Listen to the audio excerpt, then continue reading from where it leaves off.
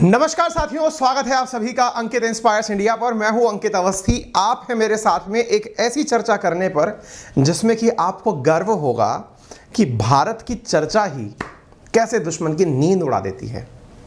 अच्छा, कहीं आपने एक पंक्ति कभी सुनी होगी और वो पंक्ति है, खाक मजा है जीने में जब आग ना लगी हो दुश्मन के सीने में।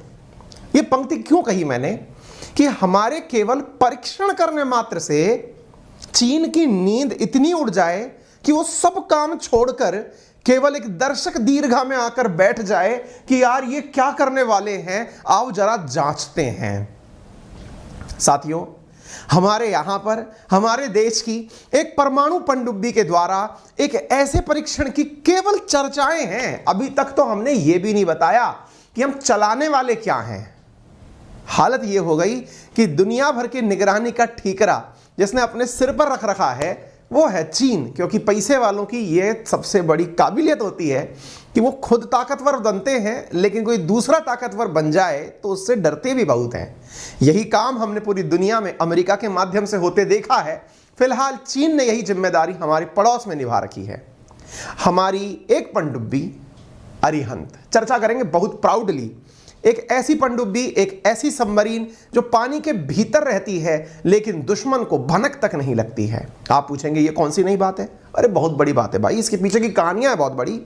इंडिया सोचो कि अपने आसपास के मुल्कों में चाइना के बाद वो देश है, जापान वापान अड़ते नहीं है, जिनके पास परमाणु ईंधन से चलने वाली पनडुब्बी है, यानी एकदम साइलेंटली चलने वाली पनडुब्बी है।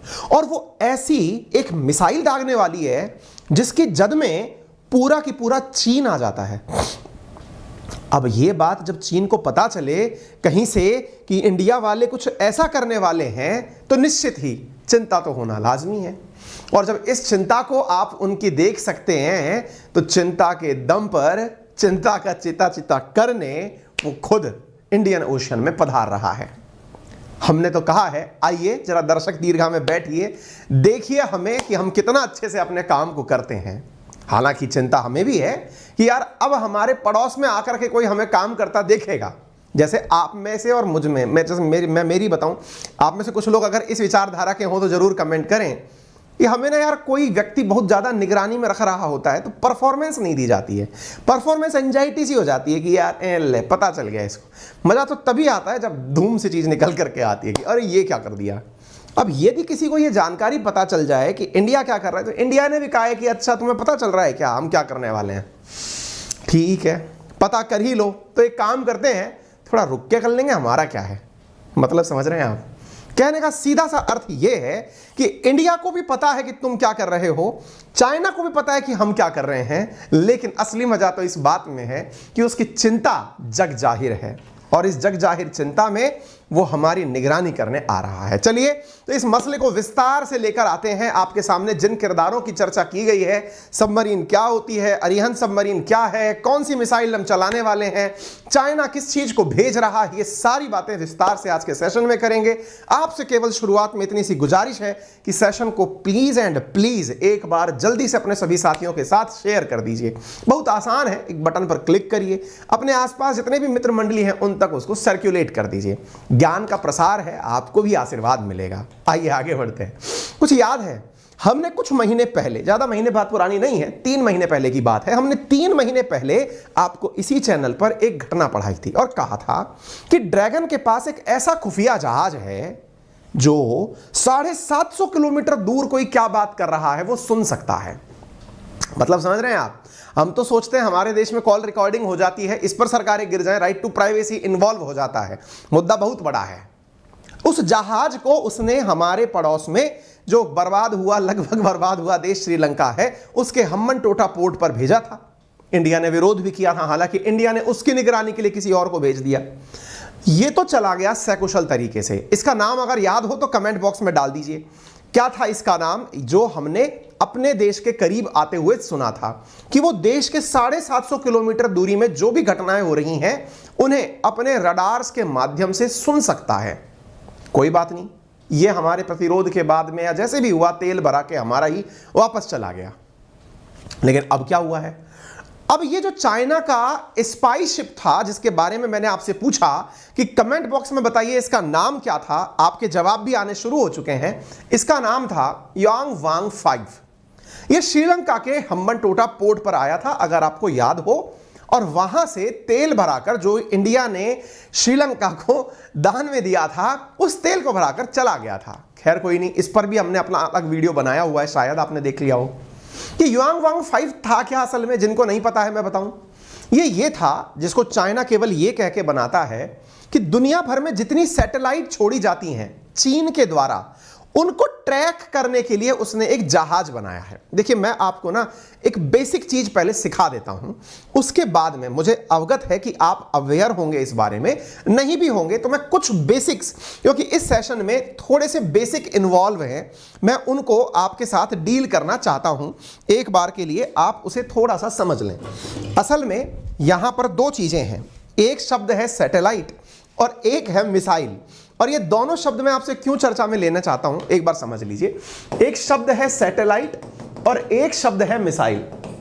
होता क्या है मैं आपको बताऊं, और इस मिसाइल के अंदर भी दो चीजें आप लोग जानते हैं और जाननी चाहिए, अगर नहीं जानते हैं तो क्रूज और बैलिस्टिक। अच्छा, एनीवे, इन दोनों में अंतर क्या होता है? होता कुछ नहीं है। अभी दिवाली अगर आपने अच्छे से सेलिब्रेट की हो, आपके यहाँ पर पॉल्यूशन का रेड नोटिस ना हो, तो आपने शायद या तो रॉकेट खुद चलाए होंगे या किसी और को चलाते हुए देखा होगा। रॉकेट एक ऐसा जिसके पीछे आग लगी होती है तो वो ऊपर बहुत तेजी से जाता है। अरे हाँ भाई, इसमें फ्यूल भरा होता है, मसाला भरा होता है, जिसकी तीली में आप आग लगाते हैं और वो ऊपर जाकर के भूम करके फट जाता है।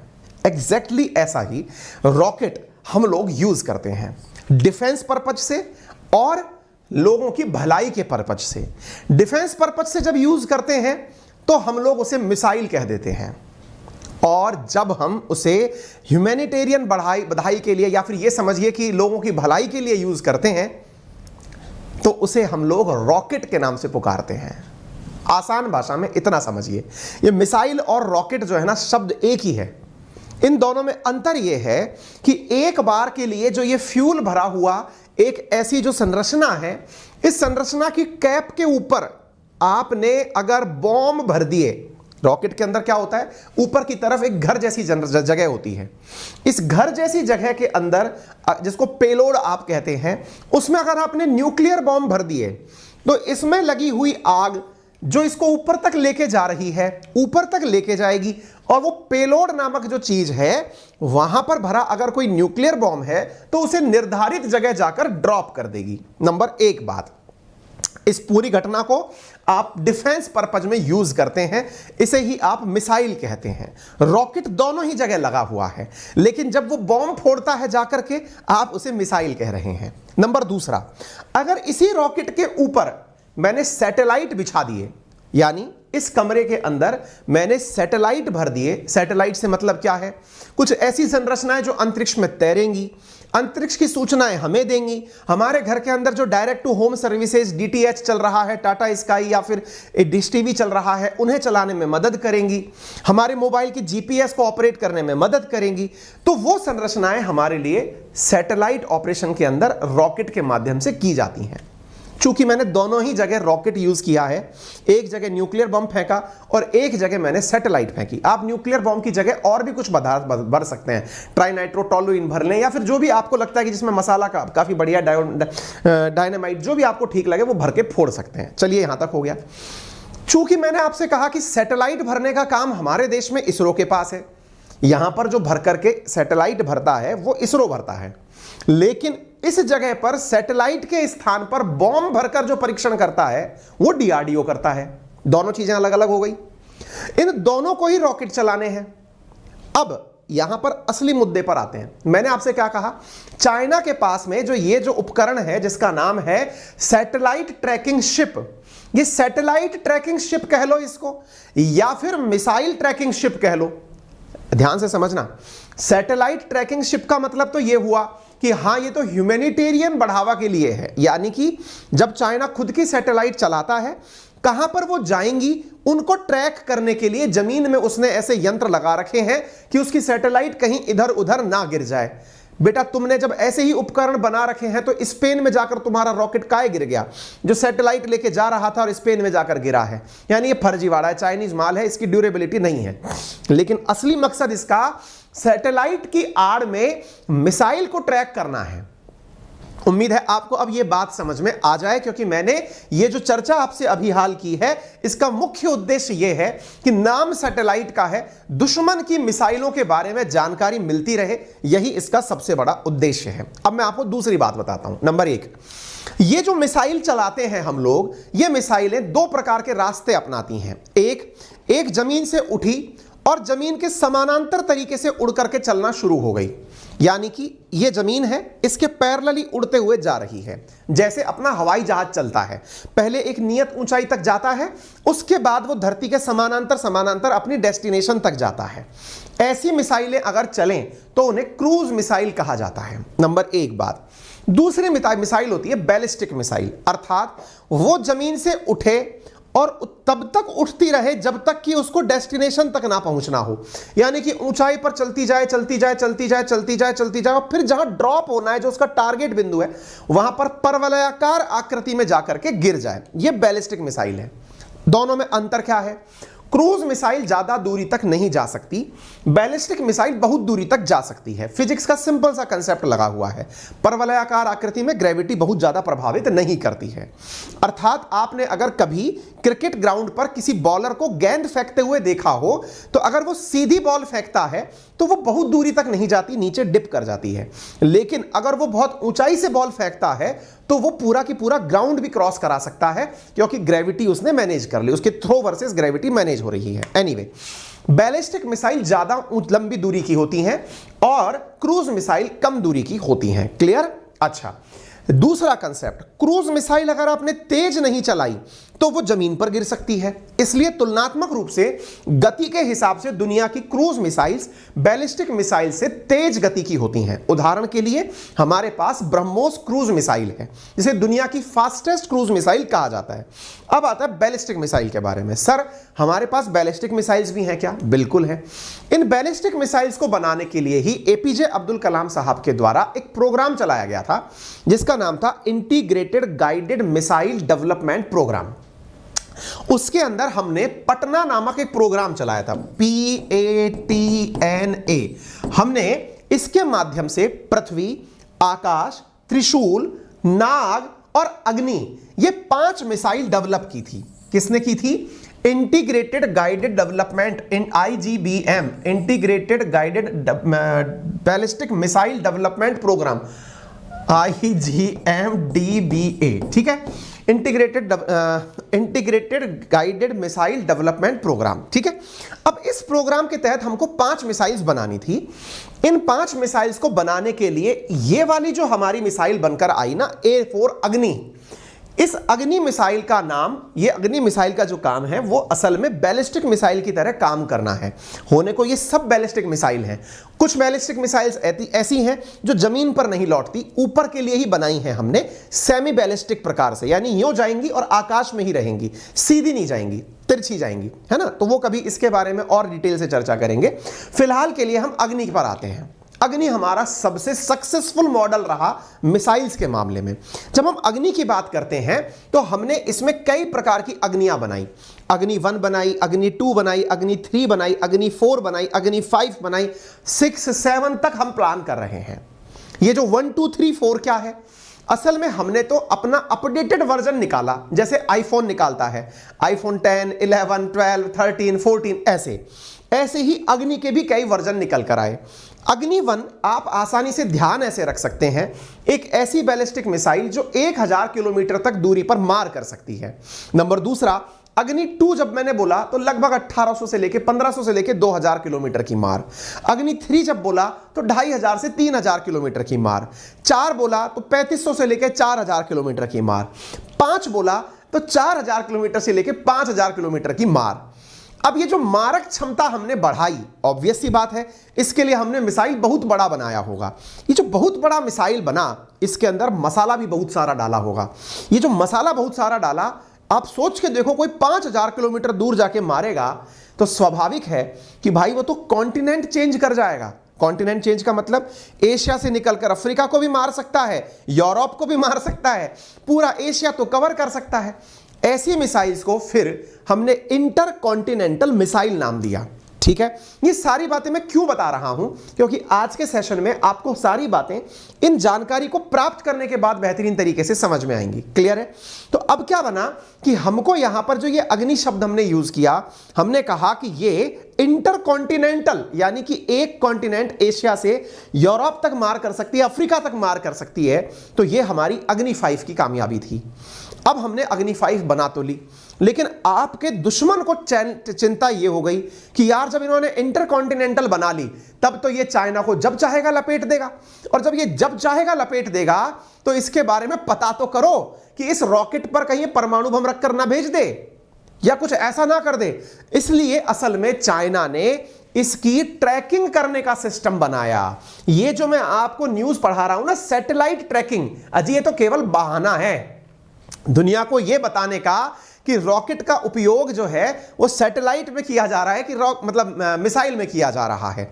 अगर आपने सैटेलाइट लॉन्चिंग में इसका उपयोग किया तो चाइना कहता है कि मैंने उसकी ट्रैकिंग के लिए एक जहाज बना लिया है। आ गई बात समझ में? जो पानी में खड़ा रह के दुश्मन की गतिविधियों पर नजर बनाए रखता है। अगर आपको यह बात समझ में आ गई तो इंडिया भी कम चालाक नहीं है। इंडिया ने कहा बेटा हम अग्नि 5 चलाएंगे, लेकिन तुम्हें पता भी नहीं चलने देंगे। मतलब ये क्या हुआ? इसका मतलब ये हुआ कि हम तुम्हें मारेंगे भी, लेकिन तुम्हें रोने भी नहीं देंगे। आप लैंड से चलाएंगे कि आप एयर से चलाएंगे, कि आप पानी की सतह से चलाएंगे, कि पानी के भीतर घुस के चलाएंगे, हम इसके इतने वर्जन बना लेंगे कि तुम्हें पता ही नहीं चलेगा कि ट्रैक कहां से करोगे। रिसेंटली हमने क्या गलती करी? गलती क्या, ये हमारा एक तरह से समझिए कि भारत लोकतांत्रिक देश है, दुनिया का जिम्मेदार देश है। हम कोई नॉर्थ कोरिया नहीं है कि आज हम बहुत खुश हुए चलाओ 4 मिसाइल चला दो, ऐसा नहीं है। हमारे यहां पर एक जिम्मेदारी का भाव है। भाव यह है कि हमने अपने द्वारा एयरमैन्स जो होते हैं, एयरमैन का मतलब एयरपोर्ट्स के जो हमारे समुद्र के आसपास जितने भी एयरपोर्ट्स हैं, उनको हमने अवेयर कर दिया कि भाई इस समय से इस समय के बीच में हवाई जहाज को हवा में से लेकर मत जाना। इस प्रक्रिया को कहते हैं नॉटम, यानी नोटिस टू एयरमैन। हमने हाल ही में क्या किया, हमारी सरकार के द्वारा या रक्षा विभाग के द्वारा एक नोटम जारी किया गया। नोटम का अर्थ समझ गए आप?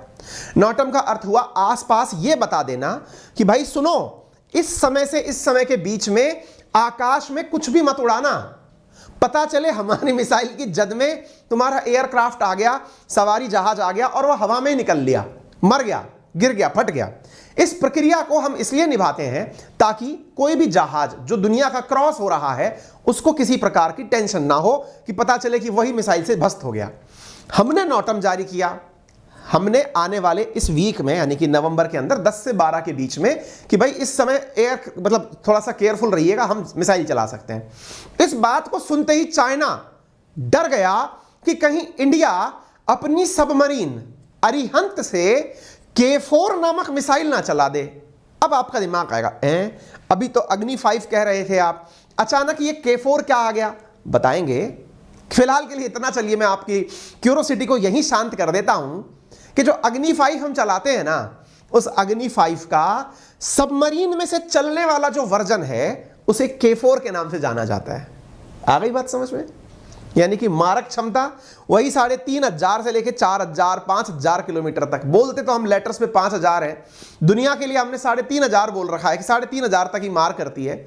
आपको यकीन होगा, हम हमेशा, जैसे आज मान लीजिए कि मैंने किसी से कहा कि भाई मैं 50 लाख की फॉर्च्यूनर लेकर आया, आपका कोई भी अपना सगा दोस्त मित्र रिश्तेदार वो कभी भी आपकी वो रकम कोट ही नहीं करेगा। आप तो ये बताने के लिए कि भाई मैंने इतना पैसा खर्च कर दिया यार, वो क्या बोलेगा हमेशा, कितनी क्या ये 35 की कि 40 की? आप बोलेंगे मैं 1 करोड़ की गाड़ी लेकर आया। 80 की आई कि 90 की? आपने घर के बारे में बोला मैंने 5 करोड़ का मैंशन खरीद लिया। कितने का लिया है? हाँ भाई सब 3-4 करोड़ का उनने मैंशन लिया। सामने वाला हमेशा अपनी आत्मा की संतुष्टि के लिए आपकी वैल्यू को डाउन करके हमेशा बोलता है ताकि उसका ईगो सेटिस्फाई रहे। लेकिन इंडिया के केस में उल्टा है। इंडिया दुनिया को बोलता है कि हम तो अग्नि 5 3,500 किलोमीटर की मारक क्षमता की बनाकर रखे हुए हैं। पता है दुनिया हमारे लिए क्या मानती है? अबे झूठ बोलते हैं ये लोग। 8000 किलोमीटर मार करती है इनकी अग्नि 5। यकीन मानेंगे आप इस बात का? हमारे बारे में इनके दिमाग में क्या है, अबे ये झूठ बोलते हैं। 8000 किलोमीटर मारक क्षमता है इनकी, कि 3500 बोल के दुनिया को उल्लू बना रहे हैं। फिर किसी ने पूछा यार ये अपने आप को कम क्यों बताएंगे? अरे इसलिए बताएंगे ताकि दुनिया की अटेंशन में ना आ जाएं, नहीं तो सैंक्शंस लग जाएंगे कि तुम हमेशा किसी को मारने की तैयारी में रहते हो। बाय द वे मैं एक बात बताऊं आपको, जिस भी दुनिया के देश के पास सैटेलाइट्स को अंतरिक्ष में 36,000 किलोमीटर तक छोड़ने की ताकत है, अरे भाई अपने जीएसएलवी पीएसएलवी इतनी दूर दूर तक सैटेलाइट छोड़कर आते हैं, हमारे लिए क्या तो 3,000, क्या ही 4,000, क्या ही 5,000, क्या ही 8,000। फर्जी बातें हैं ये, ऑन पेपर दिखाने के तरीके हैं। कॉमन सेंस आप जरा यूज करिए, मैं जितना यूज कर पाया। थोड़ा सा आप भी सोचिए इस बारे में, कौन ऐसा महारथी होगा जो ये कहेगा कि मेरे पास में ऐसी मिसाइल है मात्र 3,500 चलती है। बोले भाई साहब वो कल आपने 36,000 किलोमीटर पे सैटेलाइट भेजा था, उसका क्या? वो चल गया हमारे मंगलयान मिशन की तरह, बस पहुंच गया। ऐसे नहीं होता है भाई, कुछ नहीं होता है इस धरती में, सबके लिए सब कुछ होता है ना? तो हमारे दुश्मन हमारे बारे में क्या सोचते हैं? उल्लू बना रहे हैं ये। 8,000 किलोमीटर मार करती है इनकी सैटेलाइट, अब मिसाइल, झूठ बोलते हैं ये। इस चक्कर में चाइना वाले अपना ट्रैकिंग मिसाइल सिस्टम हमारे पास भेज रहे हैं। हम भैया लगा के खड़े रहेंगे, इस बार हम नापेंगे कि तुम्हारी मिसाइल कितना दूर जाती है। इंडिया ने कहा आओ बेटा, तुम क्या समझ रहे हो, हमारे पास केवल K4 ही है, हम उसकी जगह K15 चला देंगे। लो 700 किलोमीटर पे रोक देंगे, फिर क्या कर लोगे? छोटे वाले बम भी तो है हमारे पास। दिवाली में पटाखे चलाने के नाम पर हम रॉकेट चलाएं, जरूरी थोड़ी है हम बम फोड़ लेंगे। तुम आओ अपना खड़ा रखो। तो हम इनका हम फिरकी लेने वाले हैं, इनका जहाज चल दिया है। ये सारी जानकारी उम्मीद है आपको पता चल जाए, इसलिए मैं आपको जो यह न्यूज दिखा रहा हूं ना, ये tracking China ship ahead of missile launch, ये इंडिया ने पता किया। हमारे न्यूज चैनल्स में एनडीटीवी वगैरह ने इसके बारे में स्पष्ट जानकारी दी कि साहब इनका जहाज चल दिया है। बोले कहां से चल दिया? बोले ये चल दिया है इंडिया के मिसाइल प्रोग्राम को ट्रैक करने के लिए। Tracking China spy ahead of missile launch ये चलना शुरू हो चुका है, क्योंकि 2 नवंबर के बाद हमने नॉटम यानी कि नोटिस टू एयरमैन जारी किया था। उससे पहले हमने इंटरसेप्टर मिसाइल की भी टेस्टिंग की थी। अब ये इंटरसेप्टर मिसाइल क्या होती है? इंटरसेप्टर मिसाइल का मतलब है आपकी एक मिसाइल हवा में चल रही है, आपने गोली मार के उसको रास्ते में गिरा दिया, ए-सैट टाइप की। आप सोचो कि हम ये दुनिया को कहते हैं कि हमने सैटेलाइट मार गिराई, दुनिया को लगता है अरे आपने कचरा फैला दिया अंतरिक्ष में। आपने कहा ओके सॉरी, हमने अपनी ही मिसाइल उड़ाई, फिर एक रॉकेट और उड़ाया और उड़ा के दोनों को एक दूसरे से टकरा के मरवा दिया कि लो ए-सैट मरवाएंगे, ये लो हमने खत्म कर। हमने इंटरसेप्टर मिसाइल का फिलहाल परीक्षण किया था। चाइना डर गया कि यार ये तो किसी की दूसरी की मिसाइल भी। आपने रामायण महाभारत जैसे धारावाहिक अगर बचपन में देखे हों तो आपको मेरी ये बात समझने में बहुत आसान लगेगी। आपने देखा होगा कि इधर की तरफ से मान लीजिए दुर्योधन ने कुछ तीर चलाया, इधर से अर्जुन ने कुछ चलाया, दोनों के तीर आसमान में जाकर के धूमधाम हो रही है।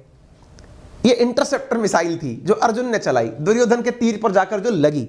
इंटरसेप्टर हमने भी परीक्षण कर लिया। इनने कहा यार मान लो हमने इनके ऊपर चलाई तो आसमान में फोड़ देंगे उसको। इंडिया इतना ही नहीं, आगे इसके बाद में नोटम देके और बैठा है। नोटम देके बैठा है तो इनने अपना जहाज मोड़ दिया। अरे भाई मोड़ मोड़, फटाफट मोड़, इंडिया चलना है? चल ड्राइवर गाड़ी निकाल। और गाड़ी निकाल कर भाई साहब ये कहां चल दिए? इधर। अब आ कहां से रहे हैं ये लोग? हमें जानकारी मिली कि हम लोग भाई हम तो अपने कलाम द्वीप से चलाएंगे, मिसाइल टेस्टिंग रेंज बना रखी है हमने, हम यहां से चलाएंगे। ये अभी इस तरफ से आने भागने लग रहे, बोल दौड़ो फटाफट। ये देखो इनका जहाज चलता हुआ, इस जहाज का नाम है वांग 6। आपने कहा कुछ दिन पहले तो आपने वांग 5 करा था, हमने कहा ये दूसरा है, ये वांग 6 है। ये वांग 6, इनके पास कुल ऐसे 7 मिसाइल ट्रैकिंग सिस्टम है जो दुनिया भर की मिसाइलों से, क्योंकि डरते बहुत हैं, इनके साथ वही हुआ, चोट हो गई इनके साथ। जैसे इनकी दवाओं से कोरोना खत्म ही नहीं हुआ, अगर ये दुनिया की दवा ले लेते तो शायद ये कोरोना खत्म कर पाते, या उससे डरते नहीं। एग्जैक्टली इनको खुद के मिसाइल सिस्टम पर भी शायद यकीन नहीं है, इसलिए जासूसी की चीज बना दी। कहते हैं ना दुनिया में बड़े होने के 2 तरीके हैं, या तो अपनी लाइन बड़ी कर लो या दुश्मन की लाइन छोटी कर दो। इनने वही किया। इनको ये लगता है कि हम खुद तो करना अच्छा नहीं पाएंगे, दूसरे की जांचते हैं कि उसने क्या किया। अब वो करने के लिए इनका ये सिस्टम चलना शुरू हो गया। ये आ कहां से रहा है? ये सुंडा स्ट्रेट है, ये इंडोनेशिया का अगर आप एरिया देखें तो ये इस वाले क्षेत्र से जहाज मोड़ करके इंडियन ओशन की तरफ घुमा दिए हैं कि चल भाई गड्डी निकाल। अब ये गड्डी निकाल करके सुंडा स्ट्रेट के माध्यम से होकर के इंडियन ओशन में पधार रहे हैं। चलिए कोई बात नहीं, आइए, मोस्ट वेलकम है। ये युआन फांग 6 नाम से जो इनका जहाज है, बस कुछ दिन पहले आपने 5 नंबर बताया था, अब ये 6 नंबर कहां से आ गया? मैंने कहा 6 नहीं, कुल 7 है इनके पास, और इनका काम यही है कि दुनिया भर की सैटेलाइट्स को जांच करना। ये देखिए 1 2 3 4 5 6 7, आपके दिमाग में क्यूरोसिटी आ गई होगी, सर इनके पास ये हमारे पास क्यों नहीं है? जरूरत तो हमको भी होनी चाहिए, हमको भी दुनिया भर में घुमानी चाहिए। बिल्कुल होनी चाहिए, इंडिया के पास भी है। आप चाहें तो कमेंट बॉक्स में बता दें उसका नाम क्या है, मैं तो रिवील करूंगा ही, थोड़ी देर बाद करूंगा, तब तक आप अपना भी जनरल नॉलेज का परीक्षण कर लीजिए। तो यहां पर आपके सामने हमने युआन फांग 6-7 दिखा दिया। ये 6 नंबर वाला जो 2007 में बना था ना, ये इंडिया के रास्ते पर निकल लिया है। ये 14 साल से जासूसी कर रहा है, ये हिंद महासागर में रहता है, और ये इतना खतरनाक है कि जैसे उनके बाकी हैं, अपने रडार और ट्रांसमिशन के माध्यम से दुनिया भर की जानकारी सुनने की क्षमता रखता है। जैसे आप में से कई लोग, ऐसा होता है ना, किसी ने क्या बात करी, सुनने में बड़ा इंटरेस्ट आता है ना, कि यार हाँ बताओ क्या हुआ, फिर क्या हुआ, औरों की बात सुनने में मजा आता है। चुगलखोरी, जिसको भी आप लोग नाम दे सकते हैं, इसकी क्षमता यह है कि ये 1000 किलोमीटर की दूरी तक जो भी घटनाक्रम हो रहे हैं उनको सुन सकता है। सर एक बात बताओ, सुनने से क्या होता है? देखो बेटा, चाइनीज माल शुरुआत में क्यों बदनाम हुए थे? क्योंकि वो किसी की कॉपी करके अपना प्रोडक्ट बनाया करते थे। जिसको एक बार, मैं अक्सर विद्यार्थियों से एक बात बोलता हूं, पता नहीं आप इस बात को माने या ना माने, लाइफ में यदि किसी भी विद्यार्थी ने कभी भी नकल करी है, लाइफ में कभी भी नकल करी है, उसका कॉन्फिडेंस हमेशा के लिए टूट जाता है। अगर आप इस बात से एग्री करते हो ना, आत्मविश्लेषण करना, मेरे सामने इस बात को स्वीकार करने की जरूरत नहीं है। मैं कोई बाबा जी नहीं हूं जिसके सामने आप कहें कि हाँ सर बात सही बोल दी। नकल ऐसी चीज है, आप किसी भी चीज को करने में अगर कोई भी शॉर्टकट या कोई शॉर्टकट अपना रहे हैं, या फिर किसी की कॉपी कर रहे हैं, या फिर कॉपी करके आप उस जगह से अपने आप को बड़ा बनाने के लिए दूसरे के तरीके अपना रहे हैं, लेकिन झूठ बोल करके मैंने किसी की नकल नहीं की, वो आपका कॉन्फिडेंस हमेशा तोड़ेगा। इनकी नेचर में क्या है कि इन्होंने अपने आप को बड़ा ही हमेशा ऐसे बनाया। दुनिया भर के प्रोडक्ट्स को मैन्युफैक्चरिंग हब के नाम पर चाइना लाने का इनका बड़ा कारण यही था कि हम यहां तोड़कर देखेंगे, मेड इन चाइना, तभी तो कहा, ओरिजिनल चीज थी नहीं। अब इनकी नकल की आदत इतनी पड़ गई कि दुनिया में जो भी चल रहा है वहां जाके सुनो पहले क्या चल रहा है। आप सोचो, कोरोना की वैक्सीन भी ये अमेरिका से चोरी करके लाए थे। इन्होंने अपने ऐसे जासूस बना दिए जिनकी जिम्मेदारी थी कि वो अमेरिका जाएं, उनकी लेबोरेटरी में जो चल रहा है उसे जाकर सुने और वहां से जानकारी जुटा कर लाएं। खैर कोई नहीं, सुन लो, बड़े बन जाएंगे, कोई बात नहीं। ऐसी स्थिति में इन्होंने हमारे लिए ये ट्रैकिंग शिप मिसाइल भेजा है। हमने क्या कहा, किसके लिए भेजा है? K4 के लिए भेजा है। K4 क्या है मैंने आपको बता दिया, हमारे अग्नि 5 का वर्जन है जो सबमरीन से चलता है। सबमरीन कौन सी है हमारे पास में? सबमरीन हमने आपसे कहा अग्नि, वो क्या बोलते हैं, अरिहंत क्लास की सबमरीन है। मैं उसकी तारीफ में आपको 2-4 बातें बताऊंगा। ये मैंने आपसे जो सेशन की शुरुआत में बोला था ना, IGMDP करके प्रोग्राम, वो यही वाला है जिसमें हमने अग्नि बनाई थी, integrated guided development missile development programme. अच्छा मैं एक बात बताऊं आपको, ये जो कंटेंट मैं आपसे शेयर कर रहा हूं, आप इसको सेशन के बाद में भी हमारे टेलीग्राम चैनल अंकित अवस्थी सर पर प्राप्त कर जाएंगे, है ना। तो मैं उस वेरीफाइड अकाउंट है टेलीग्राम पर, आप वहां पर इसे प्राप्त कर लेंगे सेशन के एंड में। मैंने आपसे कहा अग्नि 5, उसकी विशेषताएं मैंने बता दी, जो बातें मैंने शुरुआत में आपसे बोली वो मैंने आपके साथ में साझा कर ली है, ठीक है। अब मैं इंटरेस्टिंग बात एक और साझा करता हूं, सबमरीन। अक्सर मैं जब भी सबमरीन की बात आती है तो हिंदी सिनेमा के अंदर एक बहुत बेहतरीन फिल्म है जिसके बारे में मैं अक्सर चर्चा करता हूं, और उसका नाम है गाजी के नाम से, है ना। गाजी अटैक के नाम से एक फिल्म है, आप उसे जरूर देखिए ताकि आपको केवल यह पता चले सबमरीन्स काम कैसे करती हैं। क्योंकि जब तक मैंने भी ये फिल्म नहीं देखी थी, मैं इसके लिए सिनेमा को धन्यवाद दूंगा, मुझे भी सबमरीन्स की प्रक्रिया नहीं पता था, बस पढ़ता ही था मैं, है ना। मौका मिले तो इसको ढूंढ लीजिएगा। फिलहाल के लिए मैं आपको लेकर आता हूं हमारे अरिहंत के बारे में। देखिए क्या होता है, सबमरीन्स पानी के भीतर चलती हैं, उन्हें दिखता कुछ भी नहीं है। आप यूं समझिए कि आप जब तैर रहे होते हैं स्विमिंग पूल में तो चश्मा लगाते हैं, लेकिन जहां समुद्र की रोशनी नहीं पहुंच रही है, सूरज की रोशनी नहीं पहुंच रही है, वहां कैसे देखोगे? आपको लाइट जला के देख लेंगे, ठीक है, कुछ रेंज तक देख पाओगे, बाकी तो नहीं पता ना, दुश्मन कहां खड़ा है आपको नहीं पता, आपके पीछे से आ रहा हो नहीं पता। इसके लिए सबमरीन्स के अंदर एक सिस्टम लगा होता है जिसे सोनार सिस्टम कहते हैं, साउंड नेविगेशन एंड रेंजिंग, यानी कि वो साउंड के माध्यम से दुश्मन का पता लगाते हैं कि कहां पर कैसी मशीन चलने की सी आवाज आ रही है, उससे अंदाजा लगाते हैं। साउंड समुद्र में सोनार रेडिएशन के माध्यम से पता लगाने का तरीका हो गया। सबमरीन्स दुश्मन की सबमरीन को इसी आधार पर पहचानती हैं और उसे फायर करती हैं। इसलिए दुनिया को बड़ी चिंता होने लगी कि यार एक काम करो, ऐसा कैसे बनाया जाए, ऐसी कैसी सबमरीन बनाई जाए जिसके बारे में किसी को पता ही ना चले। आपको पता है आज के जो इलेक्ट्रिक रिक्शा चलते हैं उनकी प्रॉब्लम क्या है? आपको उनके चलने की आवाज नहीं आती। वो तो सरकार ने मैंडेटरी कर रखा है, जो उसमें घुन घुन की सी आवाज आती है ना, वो तो एडिशनली लगाई हुई आवाज है, रियल में उसकी कोई आवाज नहीं है, एकदम साइलेंट है, पिन ड्रॉप साइलेंट। ऐसे ही विचार करो, ऐसी तो इलेक्ट्रिक सबमरीन भी हो सकती है, पर इतनी बड़ी भारी भरकम बैटरी कहां से लाएं? यानी इलेक्ट्रिक सबमरीन साइलेंट सबमरीन हो सकती है और दुश्मन को सोनार के माध्यम से उसके बारे में पता भी नहीं चलेगा। ठीक है, एक और विकल्प है इसका, बैटरी तो आप रखो गाड़ी में, लेकिन उसको चार्ज करने के लिए डीजल या पेट्रोल का इंजन मत चलाओ, न्यूक्लियर फ्यूल का उपयोग करो, न्यूक्लियर रिएक्टर का उपयोग करो, जिसकी प्रक्रिया में आवाज ना होती हो। हमारे पास एक ऐसी सबमरीन है, ये अरिहंत क्लास सबमरीन, जिसका पता साउंड के आधार पर नहीं चलता। यानी कि ये जमीन में अगर चल रही है तो ये न्यूक्लियर पावर्ड है, यानी कि इसकी जो एनर्जी है ना, इसके अंदर रिएक्टर लगा हुआ है। कुछ लोग कहते हैं न्यूक्लियर बम चला सकती है, अरे चलाने को तो आप भी न्यूक्लियर बम फोड़ दोगे हाथ में ले जाके, ज्यादा बड़ा नहीं होता, गोले होते हैं छोटे छोटे, 2 किलो का ले जाओ आप, पुड़ियाओ। मुद्दा यह है कि इसके अंदर रिएक्टर्स होते हैं ना, वो बिजली पैदा कर रहे हैं इसकी, और उस बिजली से इसको साइलेंट बनाते हैं, साइलेंट किलर बनाते हैं। आपको इस बात से प्राउड होना चाहिए कि इस प्रकार से न्यूक्लियर पावर्ड वाली जो सबमरीन्स है ना, दुनिया में बहुत ही लिमिटेड देश हैं, जैसे यूएस है, यूके है, रशिया है, फ्रांस है, चाइना है, इंडिया है, केवल इन्हीं के पास में इस प्रकार की सबमरीन्स अवेलेबल हैं, अदरवाइज किसी और के पास ऐसी सबमरीन्स नहीं है। हमारे पास में पड़ोस में केवल चाइना के पास ऐसी न्यूक्लियर पावर्ड सबमरीन है, बाकी दुनिया के 4 अन्य देश, इवन जापान जैसा टेक्नोलॉजी वाला देश भी इसके अंदर शामिल नहीं है, इसमें जर्मनी भी शामिल नहीं है। और अगर आपको इसके बारे में याद हो तो इस बार के यूपीएससी मेंस में एक सवाल पूछा गया था ऑकुस के बारे में, मैंने इसके बारे में सेशन करा रखा है। ऑस्ट्रेलिया, यूके और यूएस मिलकर एक गठबंधन बनाए थे और उसका काम क्या था, ऑस्ट्रेलिया को न्यूक्लियर पावर्ड सबमरीन देना, जबकि फ्रांस उसको जो सबमरीन दे रहा था वो डीजल या इलेक्ट्रिकल वाली थी, न्यूक्लियर पावर्ड नहीं थी। इसके लिए एक नया गठबंधन बना था अंतरराष्ट्रीय स्तर पर, जिसके बारे में भी मैंने सेशन किया है, समय मिले तो जरूर देखिएगा, ऑकुस और अंकित अवस्थी लिख लीजिएगा, मिल जाएगा। ठीक है, तो मैंने आपको बताया, तो ये प्राउड फीलिंग है हमारे अरिहंत के बारे में। ठीक है, तो अब सवाल ये है कि जो टेस्टिंग 10 से 11 नवंबर के बीच होने वाली थी वो कब होगी, उस पर से क्या चलाया जाएगा, इसी अरिहंत से सवाल बन रहा है। अरिहंत से हम K4 टेस्ट कर सकते हैं, जिसके लिए चाइना भगा चला आ रहा है।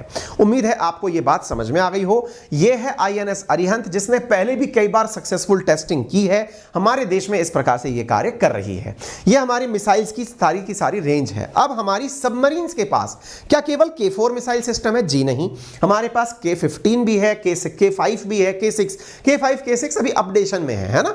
ये सब अपने आप से यूं समझिए कि अग्नि को लॉन्च करने वाले मिसाइल सिस्टम है। फिर सवाल बनता है हमारे पास में और कौन कौन सी सबमरीन्स हैं ऐसी अच्छी वाली? अभी एक ही है हमारे पास तो अरिहंत, बाकी टेस्टिंग में हमारी अरिघाट और हमारी जो S4 है ये टेस्टिंग में, मतलब इनको अभी इंडक्ट नहीं किया गया है, यानी भविष्य में हमारे पास ऐसी सबमरीन्स होंगी। सर हमारे पास कब कब जासूसी करने आया है चाइना का शिप? 2014 में आया, 19 में आया, 20 में आया, 22 में आया, इसमें आया। सर ये केवल हमारी जासूसी करता है क्या? नहीं भाई साहब, अब इसका चोट्टा बना आपको और दिखाते हैं। असल में क्या है साथियों, जो पैसिफिक ओशियन है ना, रिम ऑफ पैसिफिक ओशियन देशों को मिलाकर के अमेरिका एक युद्ध अभ्यास करता है। ओबामा प्रशासन चाइना को भी उसमें बुलाया करता था कि यार पैसिफिक ओशियन नेशन हो, आ जाओ साथ में बैठकर एक युद्ध अभ्यास करेंगे। ट्रंप आए 2018 में, उन्होंने मना कर दिया इनसे कि हम तुमको टेस्टिंग में नहीं बुलाएंगे, यानी कि रिमपैक नामक जो युद्ध अभ्यास है समुद्र का, उसमें तुम्हें नहीं बुलाएंगे। चाइना ने कहा अच्छा इतनी घनघोर बेइज्जती, बोले मत बुलाओ, हम अपना यही जहाज आपकी जानकारी जुटाने के लिए भेज देंगे। ठीक है, तो रिमपैक नामक जो एक्सरसाइज है जो 1971 से चली आ रही है, बाईइनियल यानी हर 2 वर्ष में होने वाली एक्सरसाइज है, 2020 में कोरोना के कारण नहीं हो पाई थी। 2018 में लेकिन हुआ यह था कि जब चाइना को इनवाइट नहीं किया गया, इस होनोलुलु आइलैंड के पास में एक्सरसाइज हो रही थी जिसमें दुनिया भर के बहुत सारे देश शामिल हुआ था, इंडिया को भी इनवाइट किया गया था। ऐसी जब एक्सरसाइज हुई थी, चाइना को इनवाइट नहीं किया गया, तो चाइना ने वहां पर भी निगरानी करने के लिए अपने द्वारा इसी प्रकार के इस जहाज को भेज दिया था कि जरा मालूम करके आओ वहां पर वो लोग किस प्रकार की बातें कर रहे हैं। तो रिमपैक में इन्होंने अपना जहाज वहां पर ट्रैकिंग के लिए भेजा था। देखो, किसी की जासूसी करके आपको बस इतनी ही जानकारी मिल सकती है कि वो कर क्या रहे हैं, करने से रोक नहीं सकते हो आप। ठीक है ना। इंडियन नेवी हालांकि इस बारे में पूरी तरह तत्पर है और इनकी आने की जानकारी को पूरी अच्छे से ट्रैक कर रहे हैं, बाकायदा उड़ा उड़ा के ड्रोन कि आ जाओ बेटा, तुम्हारे ऊपर हम इतने हेलीकॉप्टर हवाई जहाज उड़ाएंगे कि तुम कंफ्यूज हो जाओगे कि ये तो हमारे ऊपर ही मंडरा रहे हैं, तो क्या ट्रैक करेंगे हम। ठीक है, हालांकि हम अपनी इसके द्वारा इनके पूरी तरह से नजर बनाए रखे हैं। अब सवाल बनता है कि सर हमारे पास भी कोई ट्रैकिंग शिप है क्या? अमेरिका के पास है, रूस के पास है, फ्रांस के पास है, चीन के पास है, भारत के पास भी है क्या? जी है। भारत ने वर्ष 2021 में ही हमारा ध्रुव नामक ट्रैकिंग शिप लॉन्च किया था। ये आज का जो सेशन है ना, ये जो विशेष रूप से पढ़ने लिखने वाले बच्चे हैं ना, उनके लिए बहुत ज्यादा काम का, इसमें जबरदस्त कंटेंट हमने भर के दिया है। इस पीडीएफ को आप अभी डाउनलोड कर लीजिएगा, मैं दे दूंगा आपके पास में। काफी काम की चीज है ये, है ना, काफी मेहनत से बनी हुई चीज है। तो हमारे पास में INS ध्रुव नाम से हमारे पास ट्रैकिंग मिसाइल सिस्टम के लिए, जैसे इनका युआंग वांग 6 है वैसा ही सिस्टम है, लेकिन इकलौता सिस्टम है, उसका काम भी हमने इसी तरह से लिया है, यानी कि दुनिया भर की मिसाइलों को ट्रैक करने के लिए उसका उपयोग किया जाएगा। कैसा लगा है आपको सेशन, हमें जरूर बताइए कमेंट बॉक्स के अंदर। जैसा हमने आपसे शुरुआत में कहा कि आपके द्वारा हमारे वीडियो को लाइक किया जाना, शेयर किया जाना और चैनल को सब्सक्राइब किया जाना हमारा मोटिवेशन है। आपके द्वारा लाइक्स, आपके द्वारा शेयर्स, आपके द्वारा सब्सक्राइब किए जाने से जो हमें प्रेरणा मिलती है वो अगले दिन की ऊर्जा के रूप में कार्य करती है। तो निश्चित ही आप हमारे चैनल को अपना प्यार अवश्य देंगे। फिलहाल के लिए इतना ही। बड़ों का सम्मान करें, छोटों को प्यार दें, अपना व्यक्तित्व इस प्रकार से विकसित करें कि महिलाएं आपके साथ सुरक्षित महसूस करें। और हाँ, इस कंटेंट की PDF वेरीफाइड अकाउंट है अंकित अवस्थी सर या GK by Ankit Awasthi sir, वहां पर आप प्राप्त कर सकते हैं। आपका समय शुभ हो। धन्यवाद।